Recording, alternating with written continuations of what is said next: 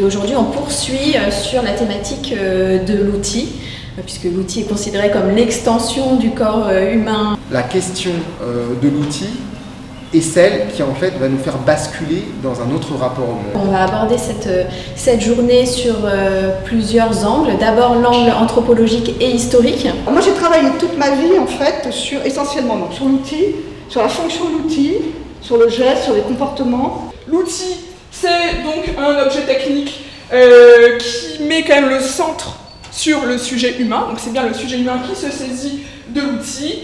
L'homme au travail est un animal qui fabrique des outils techniques, il reprend Franklin, Marx. À la base, j'ai fait des maquettes d'architecture pendant 6 ans, donc la relation avec l'outil est encore différente aussi pour la maquette d'architecture, parce que par exemple moi sans machine de découper de gravure laser, je n'aurais jamais fait ce métier-là. Moi ma pratique elle est née de la rencontre avec un outil.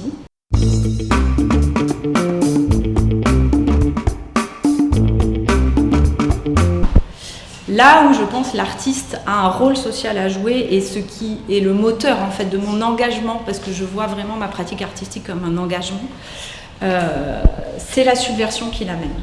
La courbure des poils permet de travailler en estompe en alternant des brosses ancrées, des brosses sèches. Je trouve que l'étrange c'est beau, la bizarrerie également. Donc là oui, il y a différentes pièces, différents éléments. Est-ce que le cuir était aussi précieux que l'or ? Et ensuite, on va s'interroger plus sur ce qu'on disait tout à l'heure sur le volet innovation. Comment est-ce que l'intelligence artificielle, le numérique peuvent être aussi des outils innovants pour la filière métier d'art. Si créer c'est composé avec l'incertitude radicale, cette incertitude, c'est ce qui nous pousse à hybrider, à innover, à expérimenter. Donc est-ce que les travailleurs créatifs, par définition, c'est pas ceux qui vont le plus utiliser l'IA par rapport aux autres travailleurs d'autres industries ?